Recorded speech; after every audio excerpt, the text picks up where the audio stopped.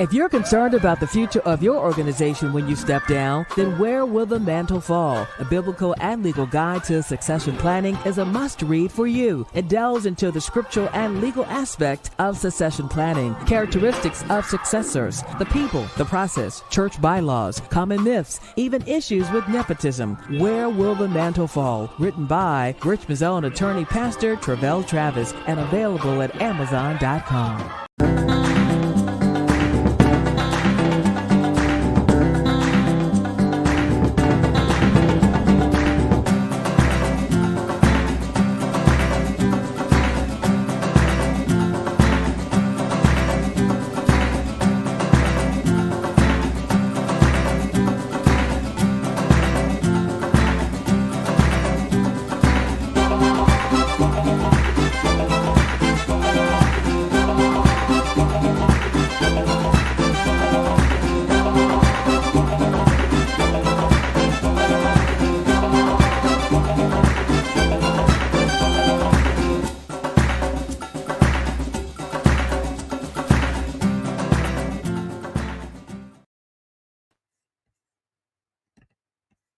Looking to start a church, business, or nonprofit organization in 2022? Do you need help forming an LLC, applying for a copyright or trademark, revising church laws, crafting a succession plan, or developing a compensation package for your pastor and staff? Contact the law office of Sherina Travis, a Richmond-based legal boutique focused on the needs of pastors, entrepreneurs, creatives, and our community. Let's make your vision a reality in 2022. Visit TravellTravis.com. That's TRAVELL Travis.com.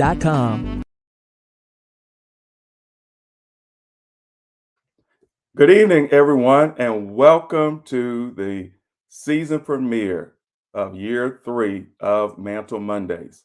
I am privileged to be your host, Sherina Travis, and we're so glad you took time out of your schedule to join us as we're launching this 3rd season to interview entrepreneurs, authors, leaders, kingdom ambassadors. And so we invite you now to like, invite, share, tag. We're streaming on various Facebook pages as well as YouTube channels. And we believe that you are in for a treat on tonight. At one time, I considered after year 2 was over that would be the end. But the guest I have tonight compelled me to launch out into a 3rd season, not because she asked, but she's such a phenomenal person that I think it will be a great benefit to hear her story, her testimony that she shares on tonight. Normally, she is behind the scenes helping to produce this platform, but tonight she is actually the featured guest. So even if we're out a little practice, because it's been a while since we've streamed, and because normally she's handling things behind the scenes, if we kind of get a little disjointed, we ask you to bear with us tonight. But she is the mother of all of my children. She has been my wife for 16 going on 17 years.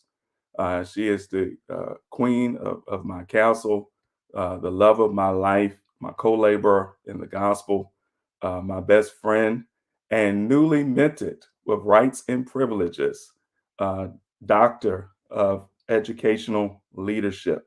Ladies and gentlemen, brothers and sisters, my wife, Dr. Sherina Travis.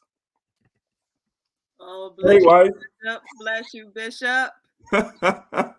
How are you, Dr. Travis? All right. I am grateful to have you on tonight. And this is almost an example of a typical crazy day for you. I was with you this morning, 4 a.m. You get up for prayer. And then from prayer, 4 to 6, you get dressed, you take Maya to daycare. Then you're at school, an hour, half hour before school starts. You teach your full classes. And then you have meetings after. You actually have math SOLs tomorrow, and you're the chair of the math department. You get home, you prepare dinner, and now you actually are with me. Yeah. So, Dr. Travis, how do you do this? How do you do all of this? It's hello. It's First, before I get started, I just want to say hello and thank you for allowing me to share. I have to do it like your other guests do it. For allowing me to be on your wonderful platform. I honor you, Bishop. So, all right, that's it. Now I'm talking to my husband. I'm I just just had to honored be, that you accepted the invitation. I thought you would say no, but yeah. the fact that you said yes, I'm honored. So Oh, so so how do listen, I do it? How do I do yeah. it? I literally I start every day with prayer. Every day with prayer. 4 a.m., 3 a.m. Um, and I start every day with prayer. And it is through prayer that I make my way through. Um, I literally do not feel sometimes everything that I do through the day throughout the day until probably about 10 o'clock or so at night when I'm decompressing underneath my weighted blanket. And then now I'll talk to you. Then my husband might say, hey, why are you sitting there shaking your head? And it's all of the events of the day that are going through my mind. So, um, it's nothing but the grace of God. And if you are watching, go ahead, like, share, tag someone in the comments and tell them to come on in. This is going to be good. I don't know what we're talking about. I didn't even get a chance to look at the questions yet because I've been so busy, but it's going to be good. Yes. So many of you are aware that my wife graduated officially on Thursday with her doctorate in educational leadership. So a round of applause, congratulations to you for that outstanding accomplishment. And a lot of people just want to know, as I've already asked, how you do it. What are some tips? You've inspired so many from your students to your coworkers to those in the body of Christ, those in the community, those in the family. And so, even though I know you very well, I wanted to find out and maybe share what I know and bring out of you, some of the things that can maybe help somebody else who's watching tonight. This is not a marriage conversation. We'll do that some other time. Hmm. But I really want to talk to you about your career path, being a wife, a mother, a professional, a leader, both in the church, in the school, in the community, and just the way that God has graced you. We just celebrated Mother's Day on yesterday, and you're a phenomenal mother. And so just want to give opportunity for people to learn more about you from a different aspect. So your degree, what? I have a question prior Okay, to. Are you sharing the? Are you on?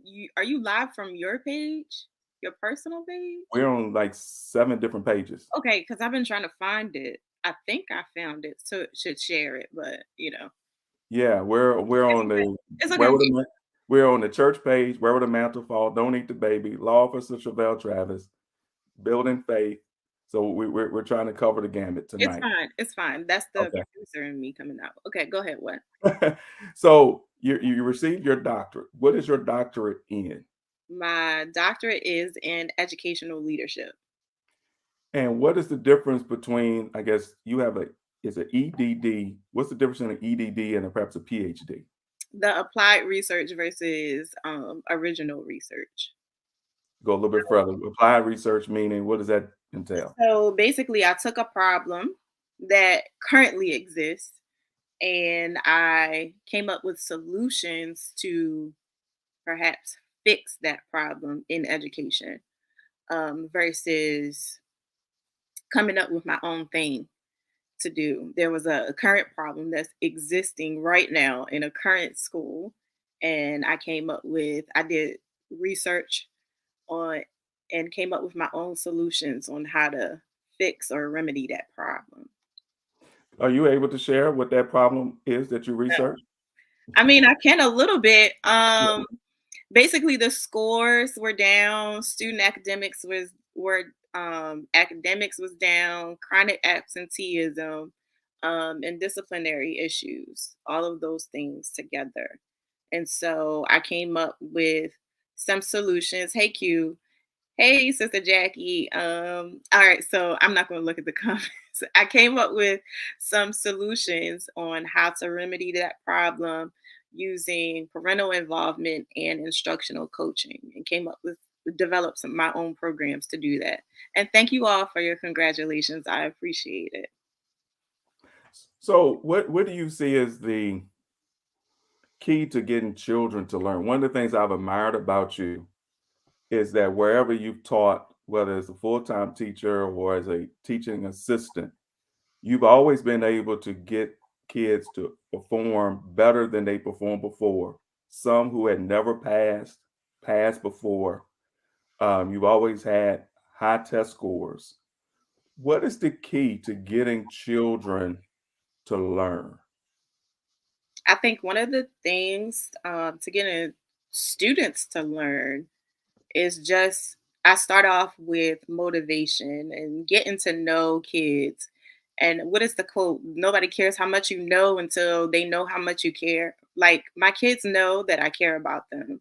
Even though I'm hard on them, I'm I care about them and that's why I'm hard on them because the world isn't going to be easy on them. So why should I be? And and then from that um I usually take a week or so to build relationships with my students prior to, hey, how much do you know in math? How much do you how quick can you do your multiplication tables? Before I do that, I'm asking them what is their favorite sports. I'm asking them what are they into, what are their interests. We do a lot of team building, and this is the first or second week of school. And then I can build on content because now they're open to receive what I have to pour into them. So that's really been my foundation. And then that lasts throughout the school year. So I'll have students who have had me before, they'll come and say, "Hey, Miss Travis, I'm having a problem." And it's not even a math problem, it's a relationship problem. But because we have that relationship, they feel comfortable. So I become a safe space for them. So I hope that answers your question. Yeah. Now, when I first met you, education was not what you were interested in. You're a Mhm. Philly girl, born and raised. You know, you take pictures of the skyline every time you go home Sure do. because Sure. you love the beautiful tall buildings, Yeah. and your dream was to have a prestigious job on In the the top tall building. floor of Yeah. one of those tall buildings. Hmm. And somewhere along the way, you kind of pivoted from that corporate job Hmm. to education. Yeah. What caused that pivot? I don't know. I was a math major in undergrad. Yeah, they need to know that the teacher cares. That I was an undergrad and I was a math major. I got a bank job at PNC Bank, and I also was offered a job to run an after school program for youth, the after school center. And so in doing that, I helped kids with their homework. And so I it came natural to me. And then I started helping their parents, and that's where it changed for me.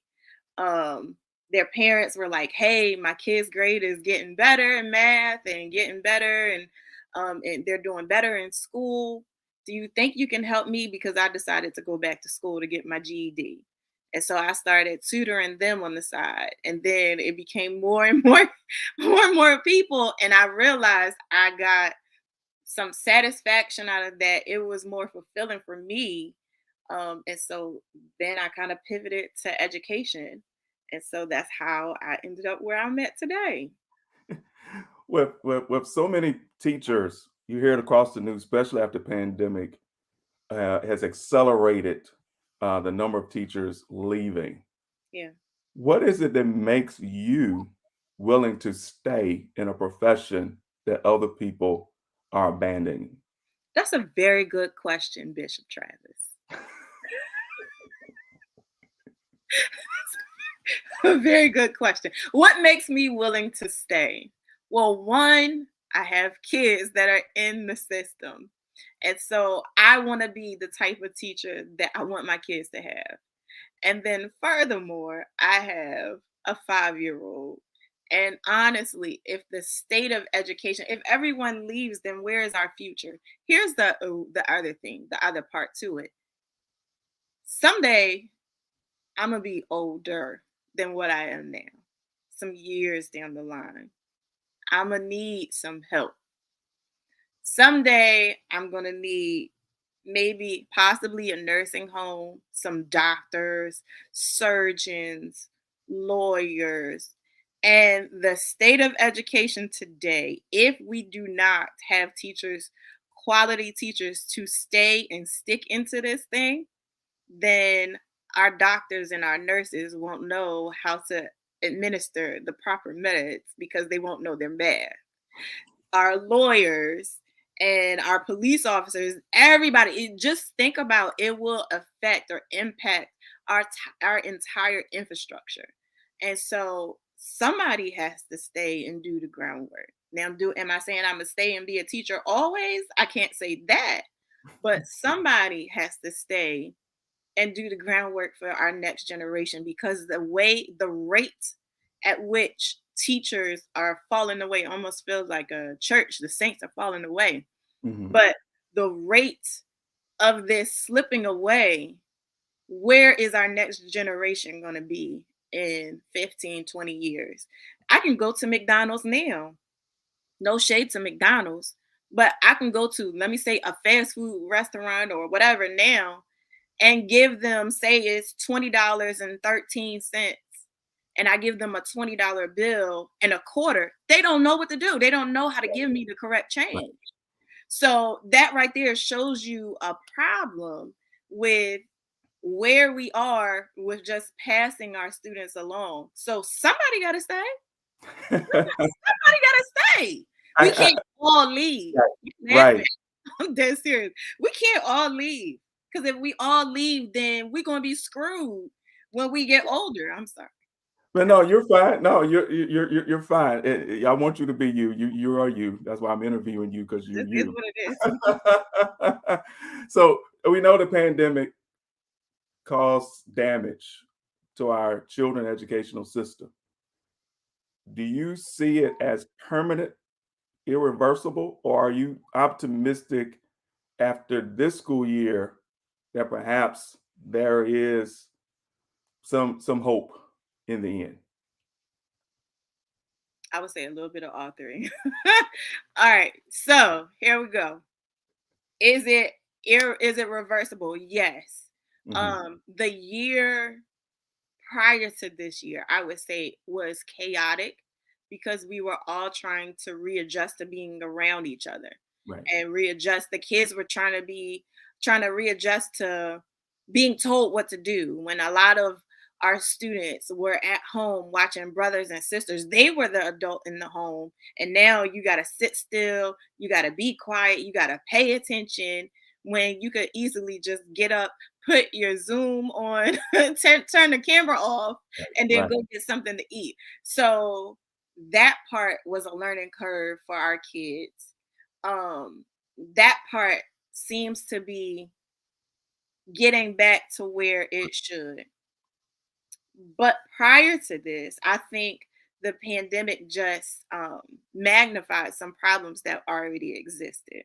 Hmm. It's particularly with our minority students or with students who have low social and economic status. What I mean by that, they didn't have the internet. They couldn't do their work. They couldn't practice as much. Some people had parents who were at home who worked with them. Hmm. Some of our children need to come to school because they need that structure. They need that information. They need that consistency. It broke my heart. It broke my heart the week before we were released for the pandemic. We thought, I was hyped. Okay, Right. just to be honest, I was hyped because I was like, "Oh, this is gonna be a early spring break, and we're gonna be on spring break." I'm thinking it's just a week because at the time the governor said, "Okay, this is just going to be temporary," right? And so I'm thinking this is just temporary thing. I finally get to get a break. And then here it comes the Friday before, and our school was absolutely crazy. because there were kids that were acting out because they didn't want to be home with Right. their abusive parents. There were kids who were acting out because they didn't know where their meals were going to come from. There were Wow. kids that were acting out because they were like, okay, now I know I'm really going to have to watch my siblings. Here, I get to be a child. At Right. home, I have to be an adult. So, those kind of things of having to make our children, some of our children grow up faster than probably what they wanted to. I don't know if that's reversible.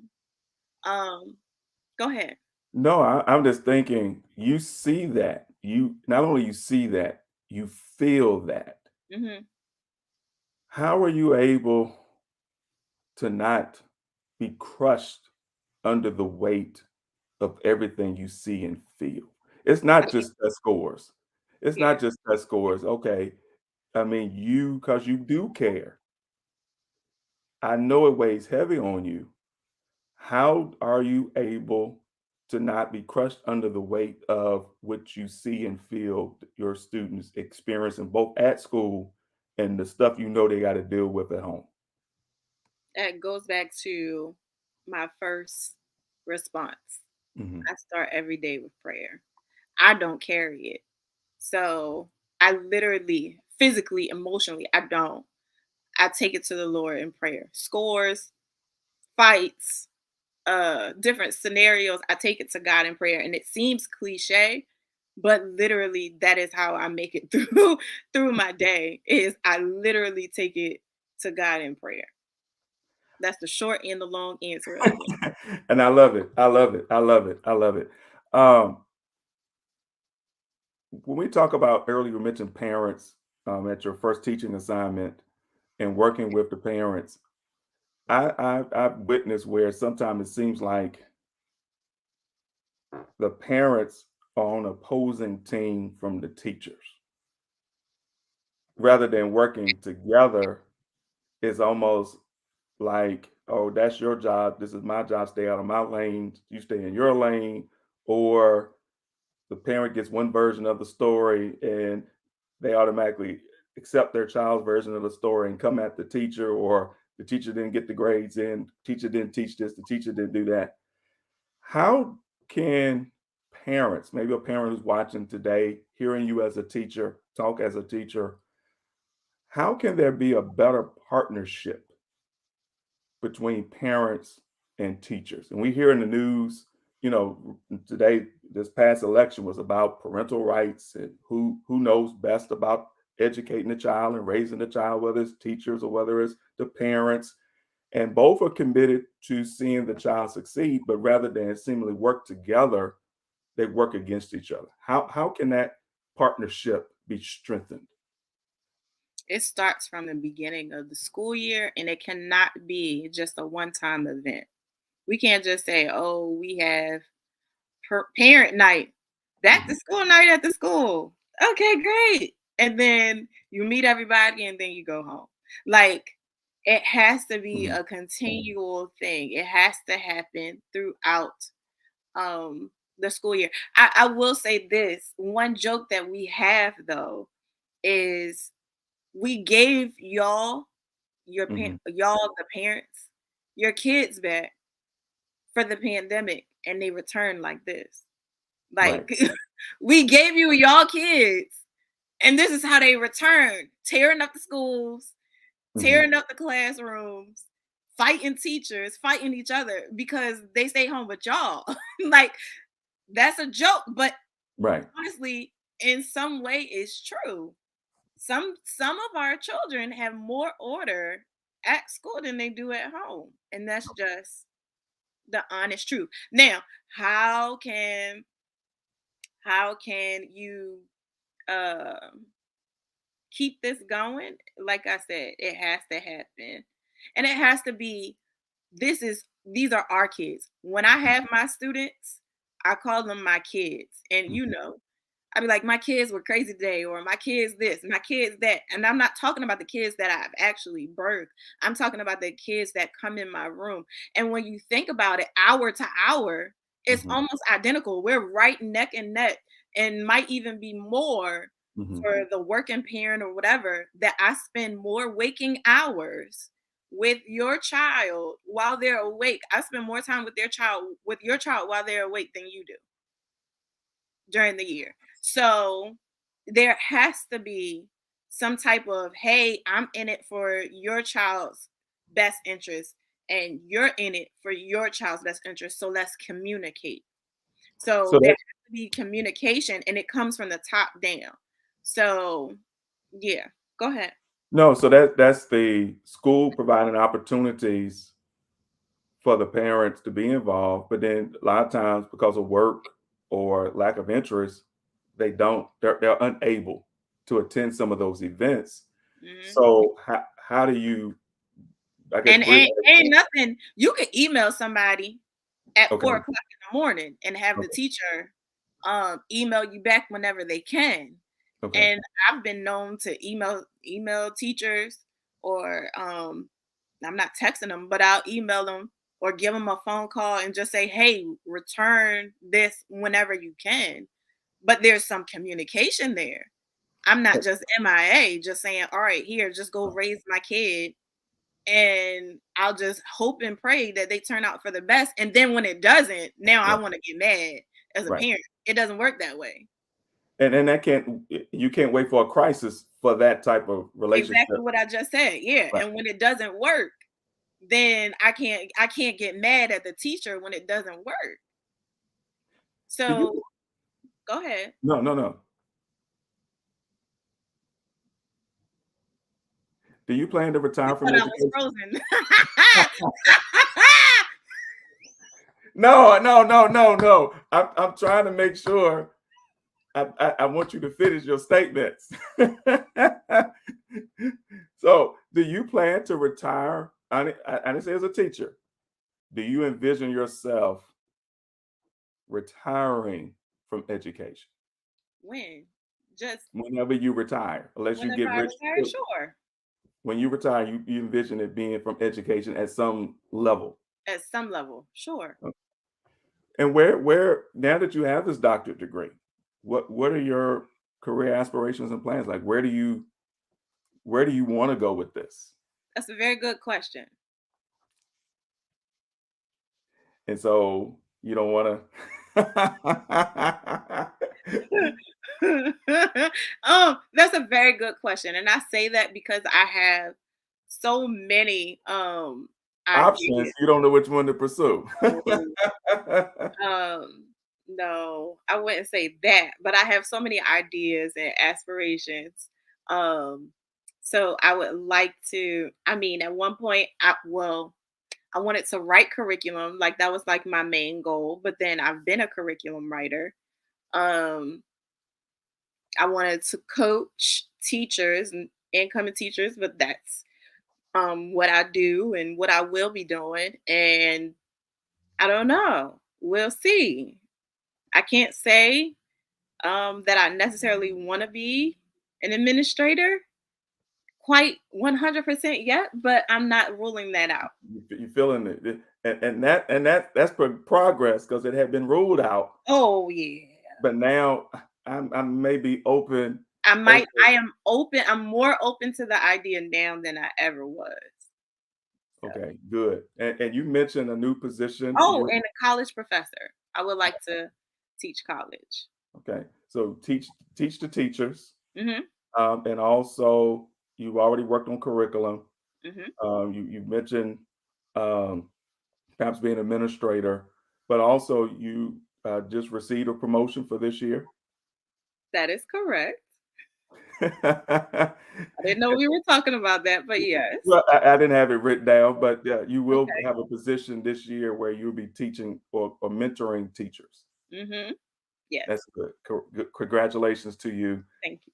on that position, Dr. Travis. Thank you. One of the things that I love about your teaching, not only is your care and concern about the students, but you're one of the most innovative individuals that I know.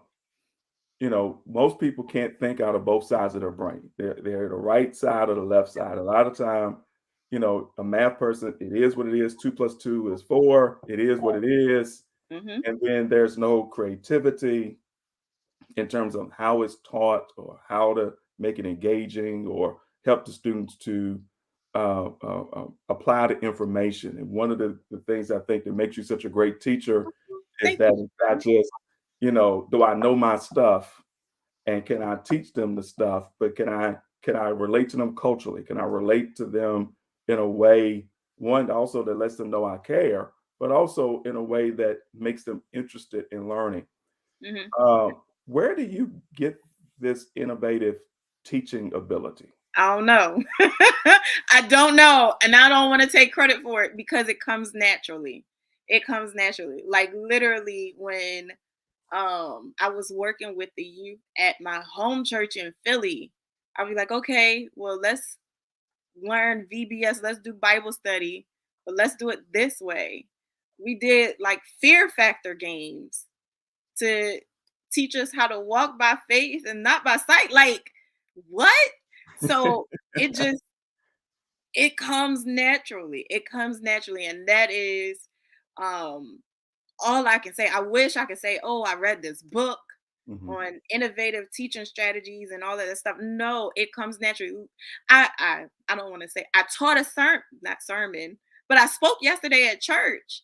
But in my mind, all I could see was the demonstration that I gave mhm, about taking no for an answer and how it weighs you down in your faith. That's all I could see. Then I had to come up with scriptures that would go with it. So that's what I'm saying. Like it comes naturally. It comes naturally. You could put me in a room and then say, "Hey, let's come up with a icebreaker. Or let's mhm. come up with a way to do this," and then give me 5 minutes, and I'm good to go. And that's one of the things that I just is one of the jaw-dropping aspects of you as a professional, both in ministry and in education, that I'm always just like, wow, not only does she know her stuff, but the creative, innovative way in which you present it is just mind-blowing at times. And I know some of that comes in your prayer time, sometimes just in your consecration, God will just drop an idea and you'll implement it. I remember one time you shared about a student that never had passed before, and they were so surprised that the student passed that they thought somehow you They had thought I did something cheated. thought right inappropriate, and you gave them the answer that you prayed, and God Yeah. gave you almost like the secret combination to the code to unlock that student's brain. Hmm. And so it's not a for you. I mean, not that you go in proselytizing, but there is no separation of church and state within you because prayer is the fuel that allows you to do what you do effectively. Yep. Now, one of the things that you have been cited for in the district was a initiative called Amazing Race. Hmm. Tell us about Amazing Race. I should have looked at these questions. What is this? Tell us about the first one you worked with Target, and then the second one you worked with who? Okay, so I was tasked with involving the community in our learning. So I was supposed to put on this math night, and as I did it, I was like, okay, well, how can we take what students are learning in the classroom and apply it to real life? So the first one that I did was and made math night at Target, in which our students purchased items, but they had like riddles and things like that that I made up, that I created, um, that they had to solve or answer prior to purchasing these items. So they were given scenarios and they had to, along with their parents, and that's one thing that I enjoyed is their parents came out, along with their parents, figure out how much they had a budget, had to figure out how much money they could spend on a particular item, using certain coupons, using certain percentages off, different things like that. So that was um I forget what year it was, but that was that one year. And then the second year, my principal um, challenged me to do something bigger. So we expanded and we took over our entire, I guess you would say, mall. I used the same concept, but we involved the entire school, not just math, in the entire school. So every single subject you could think of. And we had business interviews going on in Office Max. We had the um, art department doing art along with employees in Michaels. We use Target. We use not KNG. We use Target. We use the one that I liked was PetSmart because our kids in the science they had to come up with the scientific name for the animals that you see in PetSmart, and they did little demonstrations there. We used JCPenney's. So yes, we took the what we learned in the classroom and we put them in the real world, and that was amazing. And And we this used was the theme Amazing Race, and all that came from the fact that I liked the TV show Amazing Race. Where it came from that. Like literally, I was watching Amazing Race, and then maybe within a week, it was like, oh, we could do this, and then we'll add this, and then we'll do this, and so there was no book, no manual, no YouTube video. This was all something that had never been done in the district, no, and now others want to figure out how to do what you did. I mean, I guess.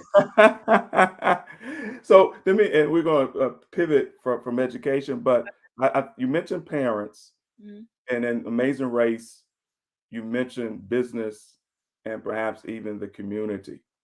Mantle Mondays, we talk to leaders, authors, entrepreneurs. There's a faith-based audience. How can the church help fill in the gaps when it comes to education? I would, Sometimes it's almost like we've been hostile towards education, but it seems like we're missing out on a great opportunity to perhaps fill in the gaps. How do you see, as a first lady, as a educator, how would you like to see the church in particular fill in the gaps when it comes to education? be involved. They don't have to come to your church. They don't have to become members of your church. It's not about, and this goes back to what I said earlier, it's really about our future. So if we are preparing people for the rapture, why can't we help prepare them naturally for the future? And in preparing them for the future, we have to be involved. What do I mean by that? Go to the schools, ask them. There is no school. Let me say it again. There is no school that will turn you down from volunteering. There is none. We are begging for volunteers. Teachers are stretched thin. Sometimes we just need extra bodies, supplies. Volunteer to do what? I mean, I guess I'm this. going down the list right now. Okay. Supplies, Hmm. tutors, Hmm. um, be engaged, be a mentor. We have a church that comes into our school or used to come into our school for the young men just to have men to talk to because they didn't have anybody at home. We got men at church, but you don't want to. You waiting for the young guys to come to your church? Why not go to them? And so we need to stop making everything about church, church, church. Oh, they need to come to me. They need to come to me. When Jesus said, Hmm. "Go into all the world," he ain't say wait for them to come. He didn't say, "Oh, pray for them to come to you." He said, "Go into all the world." And so, if all the world is a part of this, if the school is a part of all the world, then we got to go there too. And so that's just being an extension, a helping hand. There are teachers who could use, like I said, an Hmm. extra body in the classroom. You have no idea what an extra adult standing in the hallway will do because they kids know, okay, well, if nobody's standing here, then I can get away with it. But if an extra adult is standing here, not even that the adult has to say anything, but there's just an extra adult presence. So You just um, call the principal. You just show up and knock on the door. Like, how do you even begin that conversation? You can go to, I don't know how everybody who's watching how their school district works, but you can go to the school and you have to get some type of clearance because we can't just let every Tom, Dick, and Right. Harry come up in Right. there. Right. But you can get some type of clearance and then ask them what they have need of. Hmm. And then they will tell you. They And will then tell you, match. okay, we need Right. feminine products. Right. They'll tell you, we actually have a clothing store in our school so that kids can come and get clothes because so they won't have to wear the same clothes every day, all day. Every day, every week. That's what I meant. Every day, every week. We have some kids that prior to this were coming to school, same hoodie, same shirt, same pants. And kids were making fun of them. Why? Obviously, if you wear it, you're not Right. washing Right. your clothes every single day. But through this closet, they're able to change their clothes. They're able to get their clothes washed. They're able, you know what I'm saying? So it's just about it, everything can't be. And then through that, through being the hands and the feet of Christ, we draw them in that way. Right. Right. Everything doesn't have to be, oh, you come into my space. Right. This is not the early 2000s MySpace. You don't have to come into MySpace. It's like going to all the world. Come on now. Okay. I'm sorry. This is your show. No, no, no. I want you to your passion and you're educating us. The numbers are going up as Oh, you Jesus. yeah, Y'all yeah. go somewhere else. So I invite you to like, share, invite, tag anybody that knows Dr. Travis, anybody who's in education, a parent who has children in school, a pastor who's trying to figure out how to engage in the community. Look at the schools that are in your zone, the elementary school, the middle school, the high school. Contact them. Do you know them? Do they know you? And as Lady Travis said, not to come up with some scheme to get you to come to church, to join the church, but just as the hands and feet of Jesus representing Christ in the community. If, if we're not willing to help the children in school and the parents of those children who are in school, who better to help than, yeah, that's an investment, as you said even earlier. That's just an investment in all of our future. Listen, because you let them teachers, the good ones, the good Hmm. ones, the bad ones, but the good ones, Hmm. let them good teachers leave and see where your kids end up. Right. They need support. Teachers need support and see where our future will go. It really is what the foundation. That's really what we need. Is we need communication and we need community. I love that. Somebody put that in the chat. Communication and community. Well, I mentioned that you, first lady. You Am have I? served Oh, first that's right. lady and leading lady. You have served with me as the leading lady of City of Refuge in Richmond, Virginia, since its inception. We're coming up on our 14th church anniversary next month. Young first lady, you were 25 when you uh, yeah first started, and yeah, God has been good. God has been gracious. Um, what are the rewards and challenges? About a whole separate segment. But Yeah, what would you say is the probably the greatest reward or greatest challenge you've had to deal with being a leading lady in 2023 or in this era? I do want to acknowledge. I don't know who that was, but coaching a team is also a great way to get involved with your child's school. Um, what are the rewards and the challenges? I would say I'm gonna go this the teacher route. Because you're young, and I say this, you're young, but you've been in it long enough to where people who are older but newer come to you Yeah, for advice. And yeah.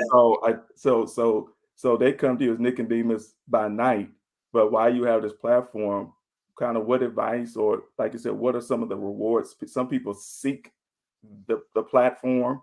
What would you want them to know? But then also with the negative, I imagine there are some rewards. What would you want people to know? All right, so the rewards, I would say, is probably similar to my students. The rewards that I see, hey Joven, the rewards that I see with my students is seeing them grow Hmm. and mature, and not just physically, but emotionally, spiritually, and mentally, seeing people grow and mature and change, and that just always amazes me how God can take someone who was one way and then change them, not change, but they evolve into being something else. And my life, I just look at that and see at the same thing. So that would be the some of it, is that would be the reward for me. And the challenge um would be a challenge of being a first lady, What have you found to be the most challenging? that I can't say what I want when I want to.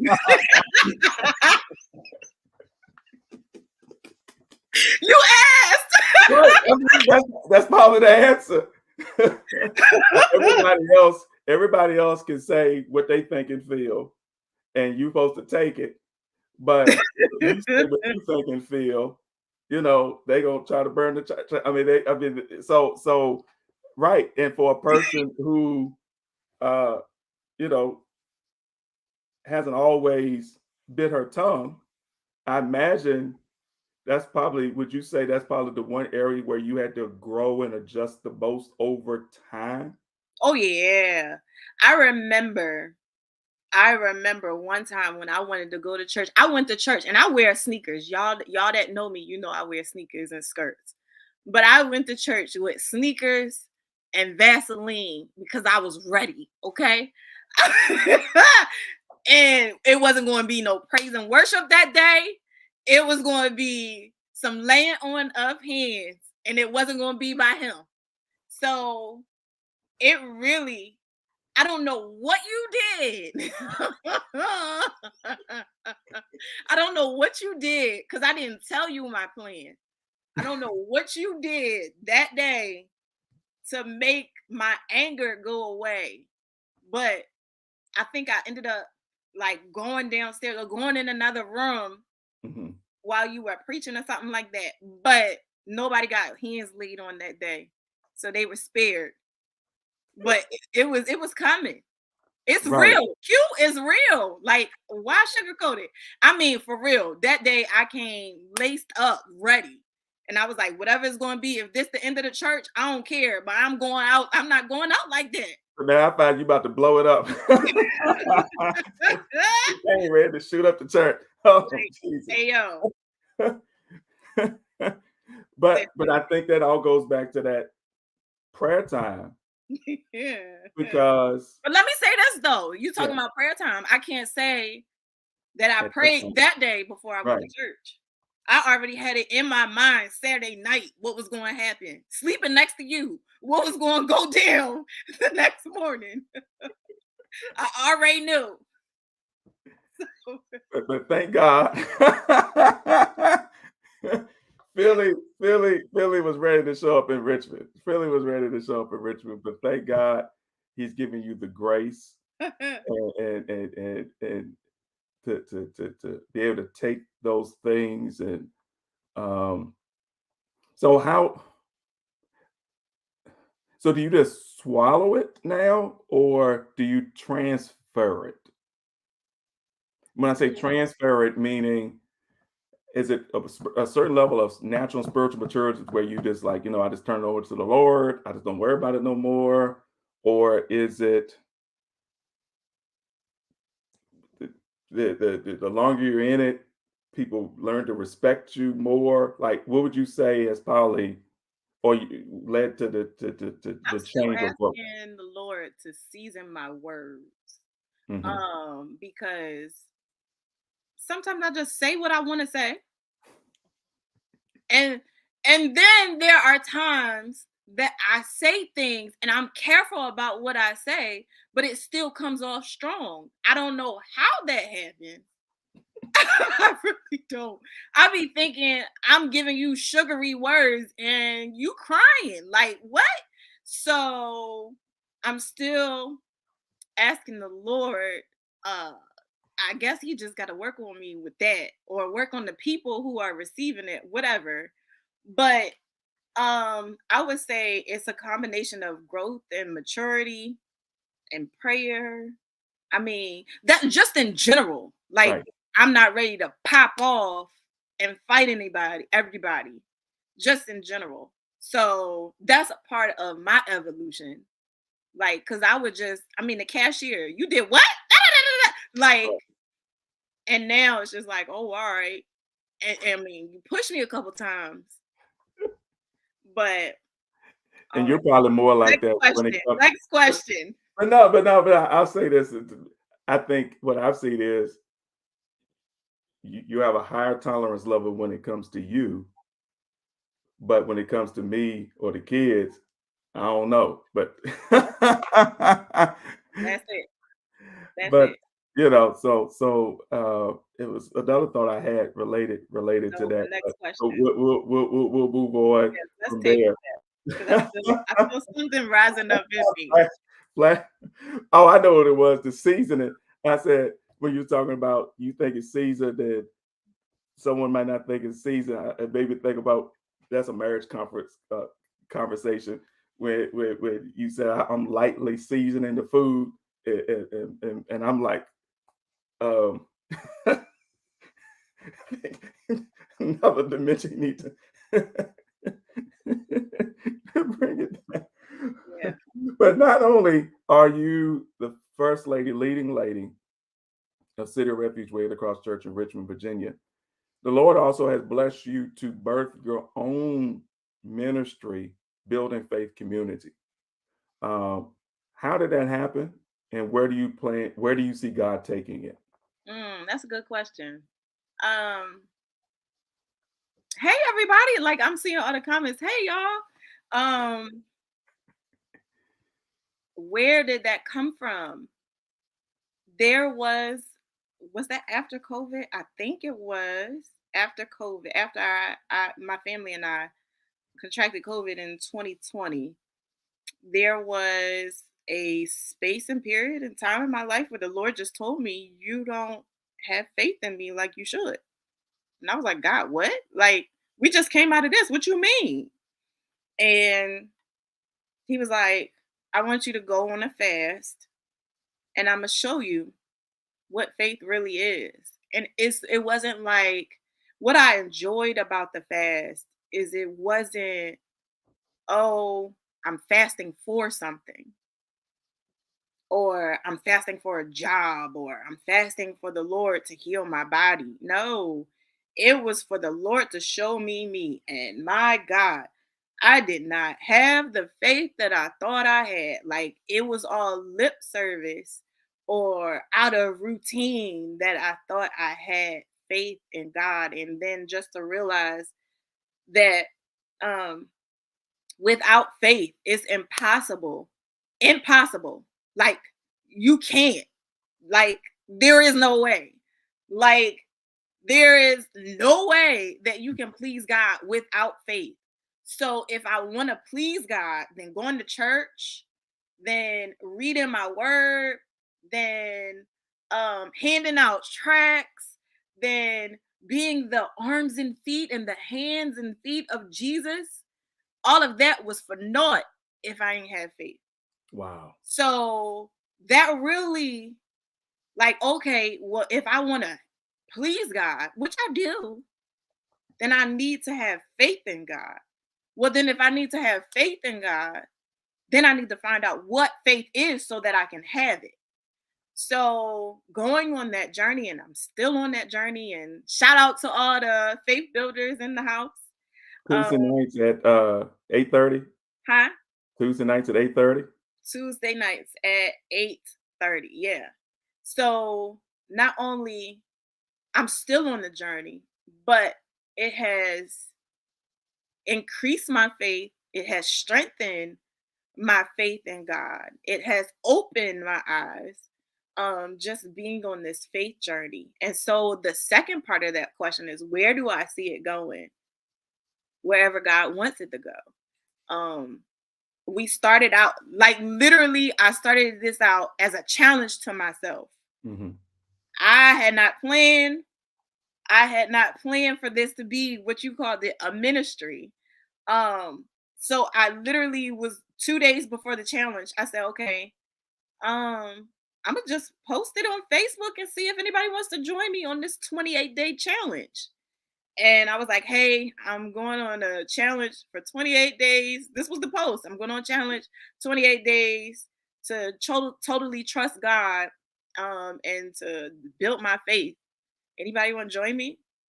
Then it was like 10 people. Oh, okay. So how we going to communicate? Let's do a group.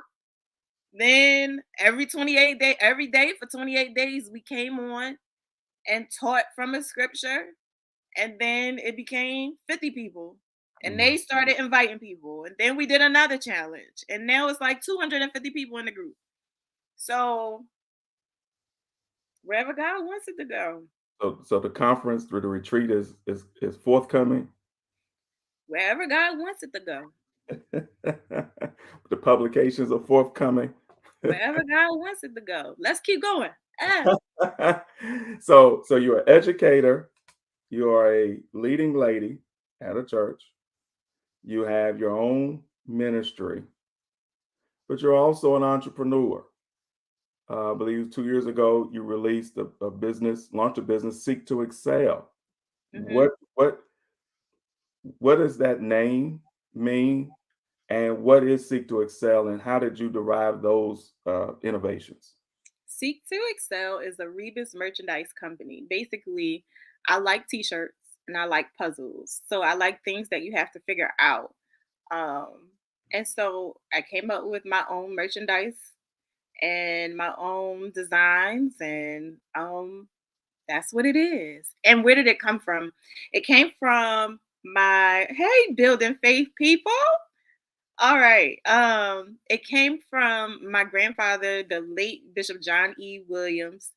He always taught us as young people that we should seek to excel, and not only seek to excel in the world or in the natural, but also whatever we obtain in the natural, that we bring it to um, the house of God and to build up the saints or to build up or perfect the church. So my creativity that you were talking about earlier, I applied that to the shirts. Now, and people have used it as a witnessing tool, um, and just to be billboards for Christ, and that's kind of what it is.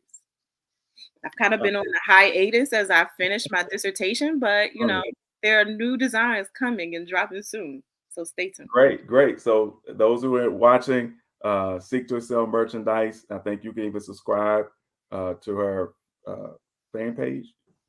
Your fan page. Hmm. Fan page, Instagram, you the text for when the new drops, new merchandise, and so forth. We're getting ready to wrap up this conversation, but there's a couple more questions. So, in addition to being an educator, having leading lady, having your own ministry, being an entrepreneur, you also serve as the second vice president of the International Youth for Christ. Hmm. And so, as the second vice president,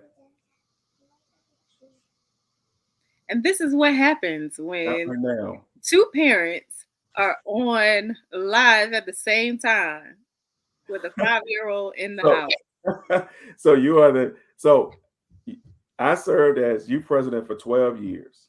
Yeah. You served with me even before that when I was second vice president. I served as second vice for 19. We've Hmm. been friends for 20. You served with me for the 7 I was second, the Uh-huh. 12 I was president. I'm thinking I'm riding off into the sunset. Yeah. And then you say, hold up, I think I got something to do. Uh-huh. What prompted you to say now is my time to serve after having served not just as a position holder? I mean, you actually labored with me with committees, altar work, in your own respect.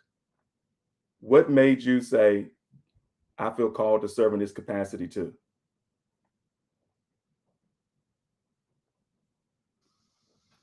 again, this is what happens when you have a 5-year-old and both parents are on live at the same time. I was not talking to you, I was talking to her. She came up here. Okay. So your So to question. negotiate with me, she went to negotiate with you. And we Hmm. both told her to wait until the Yeah. live was over. Yeah. Okay. Okay. So this is what happens when you try to put parents against each other.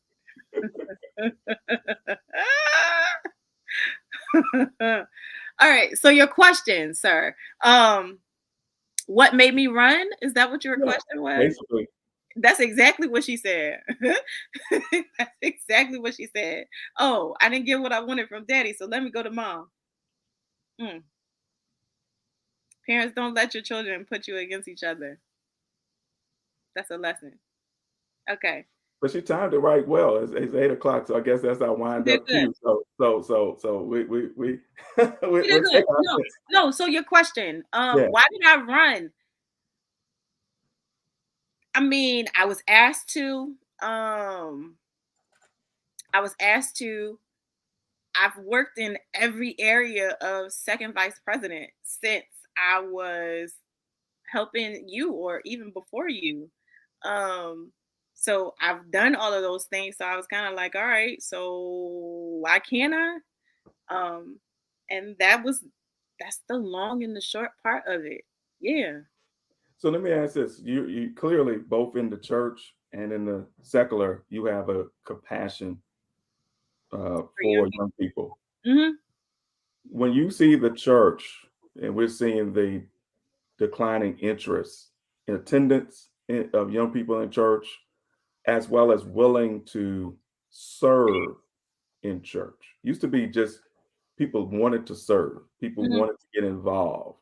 Now everybody wants to be served but not served. When you look at our attendance, you look at the demographics, the younger demographic isn't represented the way it should be. Hmm. How do we reverse this trend? Communication and community. That It works doesn't, also in the church. it doesn't have to Communication be between separate. who? It does not have to be a separate thing. It's nothing that I'm saying about education that can't be used in the church. Mhm. It's nothing that I'm saying about church that can't be used in education. So that's probably why I don't feel like I do a lot, because I'm doing the same thing just in different arenas. So you see what I'm saying? Right, right. I'm teaching, whether I'm teaching in the classroom or whether I'm teaching Bible study or whether I'm teaching teachers, I'm doing the same thing but just in different arenas or using or wearing different hats. So communication and community. If I don't feel a part, why would I want to be a part? Right. If you don't talk to me except for when you're talking about me, why would I want to come here? So if you don't think I'm valuable or I have anything to add, then why would I want to come? One thing that I try to do in my classroom is make an entry point for everybody. Mhm. So whether you are an advanced student or whether you are 2 or 3 grades below grade level, you're 2 or 3, yeah, grades below grade level. I try to make sure that you have an entry point.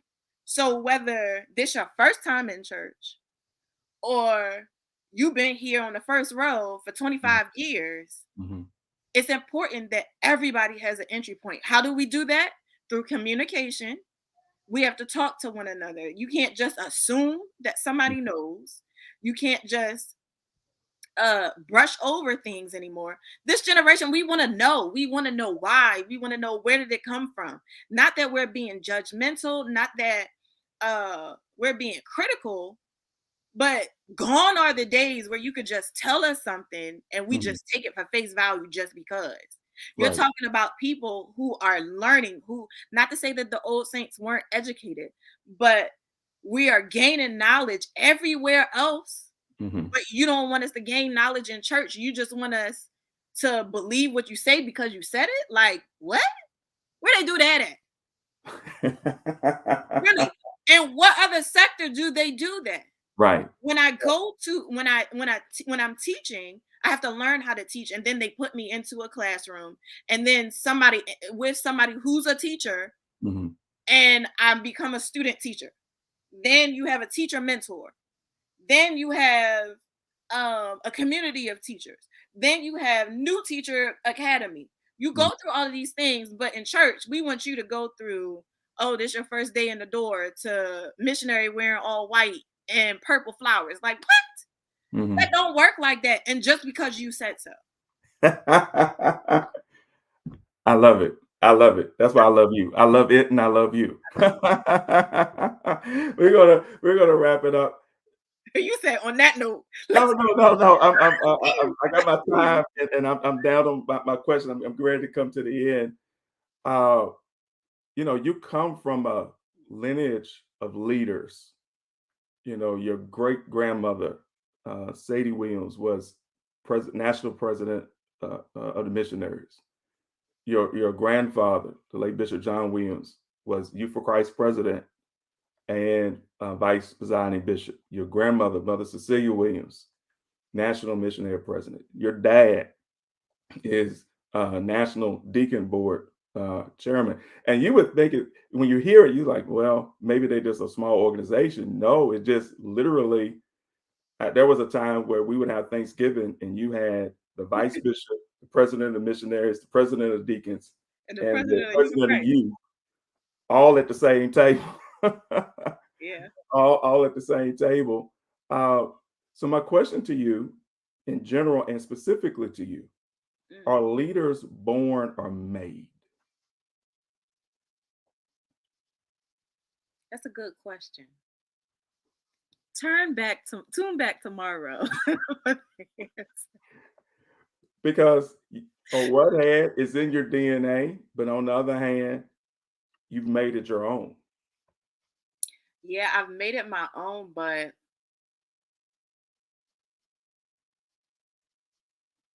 I was given opportunities though. I Okay. would say that. Um, I was given opportunities. And what I mean by that is my grandfather, we had a junior ushers board, and he put me over that. Then I was helping with the youth. And then it was like, okay, well, come up with some events for the youth to do. Okay. Like, so in that process, I think it takes a leader to recognize a leader. Hmm. And even when I didn't know I was a leader, I was still being called out as one. Ooh, that's good. I need to say that again. But what did I just say? All right. What did I just say? When I didn't know, Right, right, when I right. didn't know I was a leader, I was recognized by the leader and called out as a leader. When I didn't even recognize I was a leader then. And same thing. I keep going back and forth. In school, Hmm. I was in fourth grade, and it took the teacher, my fourth grade teacher, Miss Williams. Thank you, Miss Williams. It took my fourth grade teacher saying, "Hold on, this child is getting this math Hmm. way faster than Hmm. everybody else." So she said, "Come here one day." She said, "I want you to do this math problem and just play around with it, see if you can get the answer." She didn't tell me, she didn't stress me out or anything like that. I did it within 5 minutes. She said, "Okay, take this problem." That was fifth grade work. She said, "Take this problem." Then she goes up to the other level of the school. It was 3 floors. Goes to the other level of the school and says, "Hey, I need some work. I want to see something." Next thing I know, I'm doing eighth grade math work, and not even realizing that I'm doing eighth grade math work. It took a leader to recognize that it was something in me that she could cultivate. Then Wow. she's like, "Okay, well, this school Hmm. is too small for you. You're already doing eighth grade work. This only goes to eighth grade. I have nowhere else to put you, and you're only in fourth grade. I need to recommend you to go to the top school in Philly." She recommends me, I get in, and now I'm in 5th grade doing algebra 1. I'm in 6th grade doing this. And next thing I know, I was put into a place where I could build my capacity. That capacity that I didn't even know I had. Same thing in the church. So Mm-hmm. Mm-hmm. it took somebody to recognize, oh, this person has potential. This person has the capacity to be a great leader. So, not that I'm jealous of them, not Mm-hmm. that I'm envious of them, but let me train them, see what they can do, and then put them in a space where they have no choice but to expand, no choice but to grow, no choice but to build upon all the things that I've already taught them. So, Wow. born, made, however you want to say it, but you got to be recognized and then put into a place or a space in which you can grow. I'm blown by that because I'm just thinking about what I know You're about your blown life. by that? Right. Oh, Yes. I gotta Because go back and watch this. I'm thinking about the teacher, but I'm also thinking about you being in charge of the PAL summer camp. I'm thinking about you being this assistant manager at KFC. I'm thinking about how your grandfather allowed you to teach the Bible study at Westchester, which was preparation for you now doing building faith community. Thinking about even the principal Gospel choir vice president. Oh my gosh. Yeah. the principal that allowed you to do the Amazing Race 1 and Amazing Race 2. But every time you've been called to the plate, God has graced you to hit a home run. Yeah. And so I thank God. So I think there has to be, like you said, something in you, but then also has to be someone who identifies it and help cultivate it and encourage and promote. And I guess you would even say, throughout this journey, the importance of having the support team to get your doctorate and to do your professional things. Is there anything that you would say to somebody who's watching that how you can be a better support to a spouse or a child who's trying to do something that maybe they're unsure that they're capable of doing? How can you be a better support? Right, How because can you just be a one of the support? things you talk about, I guess, when you get in your to juggle it all, time management and support team. Mhm. So for somebody who's want to better support their spouse, what would you say would be the what would you say is the biggest thing that someone could do to improve being on their support team? You're gonna be mad at me for this, but I'm gonna say it anyway. Why would I be mad at you? I asked you the Cause, question. cause watch. Communication and community. That's why I say you gonna be mad. I ain't giving you nothing new. I'm just giving you the same thing to answer different questions. Communication and community. What do I mean by that? You have to be able to communicate. One thing that I appreciate about you is there were times that I was like, man, forget this. Literally, forget this. Literally within the last year, forget it. I ain't doing this no more. I'm gonna just take a break. And you like, Sherina, why? You're just so close, like you right here at the finish line. I ain't submitting this paper no more. If this lady tell me that I'm declined one more time, that's it. Like I was ready to drive the Lynchburg or wherever this lady was at. My mom was too, so that's where I get it from, I guess. But so communication and community, you had to go ahead and spit back my goals or my aspirations back to me, along with so many other people that are watching Sonia, like my friend Sonia, who's watching Building Faith Community, the people who have prayed for me. I didn't get here by myself. Community, that's what I'm talking about. Community. Like I could not have made it here by myself because there were times that I wanted to quit. There were times that I had enough Red Bulls. I couldn't drink Red Bull anymore to keep me up. I had enough Sour Patch, whatever candy I was eating or whatever. And I had to call my sisters and just laugh on the phone because I needed a break. Communication and community. I had to know that I wasn't there by myself. Thank you, Dr. Lewis, Dr. Alan Lewis, because he was a couple of steps ahead of me And he's like, no, no, no. I was like, man, forget it. That's good. I'm glad you got approved. I ain't going to get approved no time soon because this is what's going on. These are all the obstacles that I'm facing. And he's like, all right, well, let me talk to my professor because your professor isn't giving you anything. So it took him having him talking to his professor that didn't even know me, but giving me any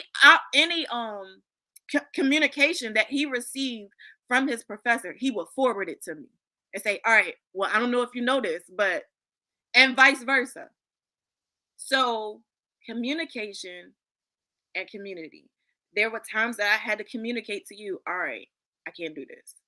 Like, I'm done. I'm spent. And then there were times during those times, sometimes you said, go ahead and keep pushing. And then there were other times that you said, straight up, just take a break. Stop writing. Stop editing. Stop doing this.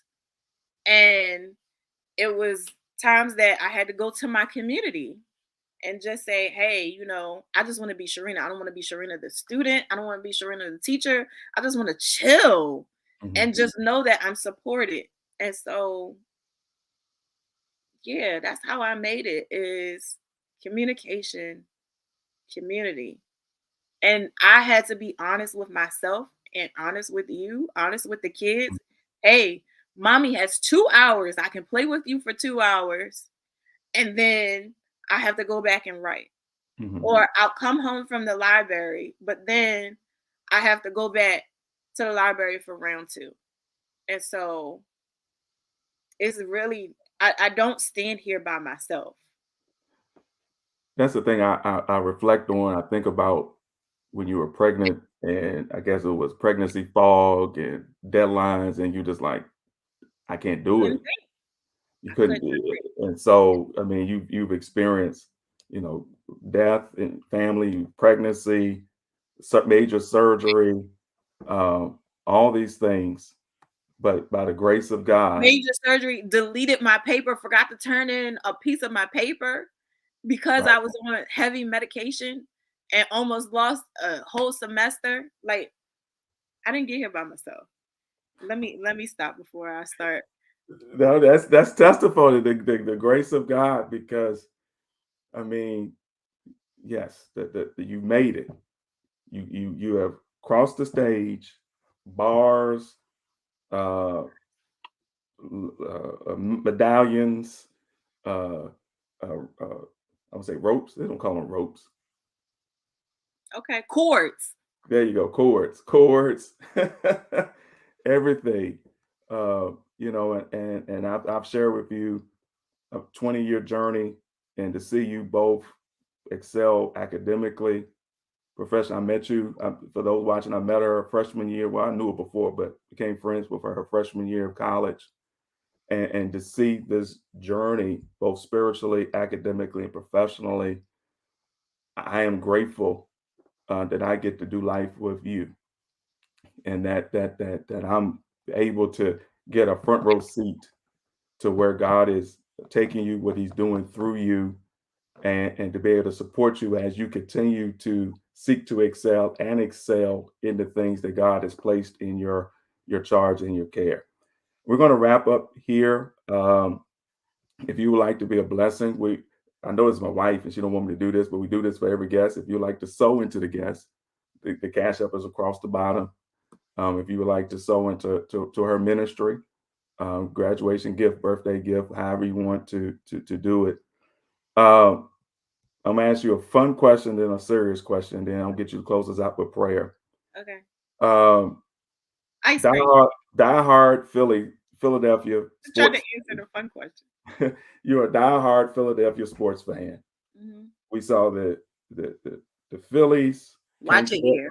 I'm just saying they came short in the World Series back in October. Hmm. The Eagles made it to the Super Bowl, came short in the Super Bowl in Watch February. it. Yesterday, the Sixers came short in the playoffs. This woman's such a diehard Philadelphia sports fan that 9 months pregnant, 9 months pregnant, 9 months pregnant, this woman went to the Super Bowl parade to celebrate the Eagles. Joe 5 hours. Waddling, swollen feet, everything. I am driving to watch this parade for So my that was Eagles. at work. Yeah. Right. Which one of those sports teams, and I guess you throw in with the Flyers, the hockey team, which team is going to be the first to win the next championship for the The city? Eagles. All right. She's on the record. Eagles in 2024. So let me ask you this. You have all those teams. Which Virginia team? See. I played nice. I played nice. I played nice. No, I'm sorry, Bishop. Which I Virginia played team nice. is going to make it I to didn't. a professional league? I played nice. Huh? I just played Huh? nice. I just asked a Oh, I question. have it on record. See. Huh? I asked nicely because you had two of them to make it to the Thank championship, you. one in the playoffs. Oh, we I just still wanted, talking about this question. I just wanted you to use We your I still just wanted you to talking though. use your prophetic gift to Flying say, squirrels, right, Sherelle? see which parade which parade you going see maybe just delete the whole see we were doing so good so good so good got all the way to the end. I'm trying to land on a light heart and bam, you ain't even got no team. What in the world? Now, Saints, y'all didn't hear me say you don't even got no team. I just asked you which Virginia That's a team. teacher question type question where you ask the question Which knowing the Virginia answer. team was gonna make it? See. All DC teams are Virginia teams. I'm sorry, which Virginia team is going DC to teams are pro? Virginia teams. But anyway, we'll move on. We cut the interview. It's over. Edit, crop, take out. Thing. You can't attack the host.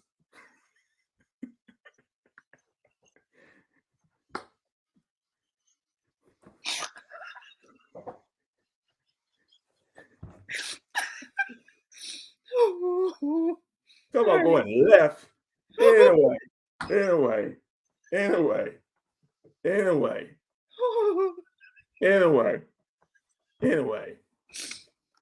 So my last question, and then I'm going to give you opportunity to give last words to those watching and close us out with prayer. Oh, Jesus, I gotta pray. Okay. We got to do the prayer too. We said wife, mother, entrepreneur, author, educator, ministry, youth officer, sports fan, cook. You go on and on and on and on and on. When your I say great grands Great game. perhaps read about you, your great grands hear about you. What about you would you want them to know and remember about this legendary Dr. Sherina Travis? You think I'm legendary? A legend in the making because I'm thinking about how you hear stories about your grandma Sadie. Yeah. So that's your great grandmother. Right. So then when your great grands come along and they hear about their great grandmother, Dr. Sherina Travis, what aspects of your life would you want them to know about you? Or how would you want them to, well, they wouldn't remember you, but how would you want to be remembered and how would you want them to know you or know about you? How would I want them to know about me? Um, what would I want them to know? You want to know the first thing that came to my mind? I don't think. The first thing that came to my mind was she tried to please God and everything that she did, and she was the same everywhere she went.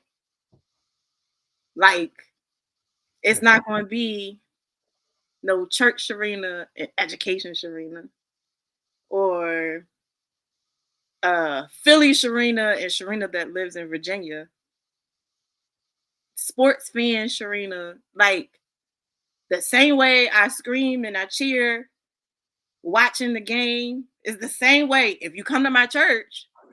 It is. It's the same way that I scream and I cheer for Jesus. The same way that I scream and I cheer for my students when they pass their tests. I'm the same John. Like, I don't know how else to. That's it, right there. Put that on a memorial. She's the same John, and just hashtag that. But you, well, I ain't gonna pick on you about this, since you don't know where No, you. I said put it on a memorial. I didn't say put it on a tombstone. The same. I'm the same John. I might not be the same Sherina in middle school that was cutting up and cursing out teachers, but I'm the same. I'm consistent everywhere I go. I'm God has changed me and I'm evolving, but I'm still the same John. That's it. That's a word for me. The same John. I need to put that on a shirt. Yeah, Quantel, that's a Philly term. Somebody spelled it John. No, it's Jawn. That's the correct. JAWN. Look in the dictionary. It's in there. It's a It's a Philly word. person, place, or thing. Yeah, Philly word. So Well, so we say, hey, I just met the John and we was going to the John, and then we picked up the John. I just met this girl and we were going to the store and we picked up something. That's what that means. you should hear her teach Bible study. I always call it the urban translation. Same personality. She preached yesterday in my stead on for Mother's Day. Same personality. When she's interacting with her students, they back up off her because they know she's quick with the tongue, and she'll set them straight very very quickly. I'm the same girl. I'm the same girl. It's just a girl that is evolving into everything that God wants her to be. That's good to me. Whew. Thank you, Dr. Sherina Travis, for allowing me this privilege to interview you.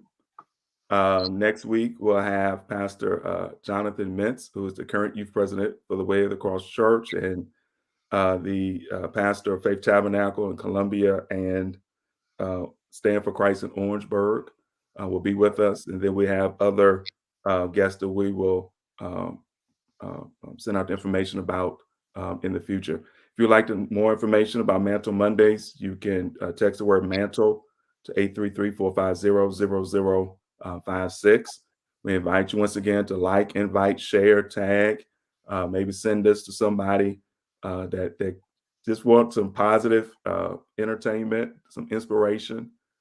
This interview has been a blessing to me, and I'm sure it has been a blessing to you. So I'm going to dip out. And I'm going to let Dr. Travis give closing words and prayer. And we invite you to be with us next week for Mantle Mondays. Thank you, Dr. Travis. And God bless Before you. you dip out, I just want to publicly say thank you for being there. Thank you for being my listening ear. Thank you for being my cheerleader. Thank you for being my encourager and sometimes my pusher. Uh, as I go forward to do everything that you saw me doing 20 years ago. And so I thank you for that. And I love you so very much. Love you too. Okay. Now, what was I supposed to do? Come back. Closing prayer? Closing remarks. Anything you just God put on your heart to say to the people. Sherina, you know how this goes. Whatever See? the Lord, See? Okay. I'll push. whatever the Lord has placed on your heart to say to the people, and then close us out in prayer. Okay. So thank you all for joining us tonight on Mantle Mondays. And thank you all for all of your congratulatory remarks. I appreciate each and every one of you. And thank you for the community that we have here. And And I just want to say, seek to excel. Like, why settle? Why settle for mediocre? Why settle for less when God has so much more for all of us?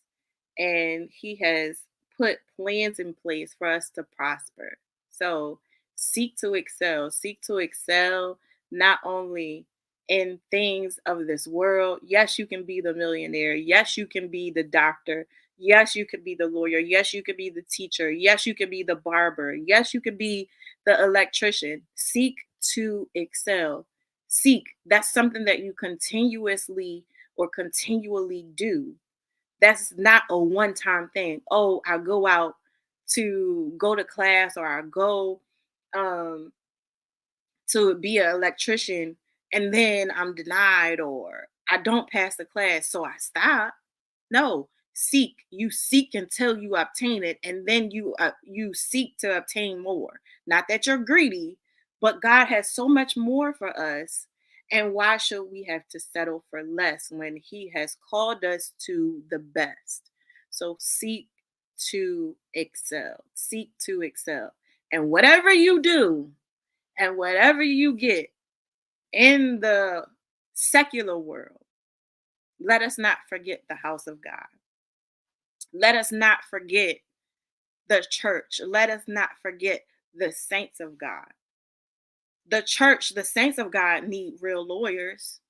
The saints of God need accountants. The saints of God need barbers. The saints of God need educators. The saints of God need electricians. So whatever you do in that secular world, and whatever God has blessed you with, whatever gifts and talents He has blessed you with in the secular arena, make sure that you don't forget about the Lord who has blessed you with them, and you make sure you don't forget about His house. So seek to excel in His house as well, so that you can build up not only what's out there in the secular, but that you can build up those that are in the church and in those that are in the spiritual realm. So, Lord God, we thank you for this day. God, we thank you for your grace and your mercy. We thank you for the community that we have. We thank you for the opportunity that you have given us. Thank you for Bishop Travis. And ask you to continue to bless him in all of his endeavors. Bless everybody that is watching, that they might be encouraged by something that was said or done. And ask you to continue to give us a drive that no matter how many no's that we might hear, no matter how many no's that may come our way, how many times that we may be declined or denied, I ask, Lord, that you would help us not to take no for an answer, but that we would be persistent, that we would be consistent, that we would be strategic in always coming to you and seeking you first, and knowing that all of the other things that we seek, all of the other things that we desire shall be added unto us if we just put you first. I ask you to bless us until we meet on our next appointed time. In Jesus' name we pray. Amen and amen. I love you guys. And once again, thank you all and good night.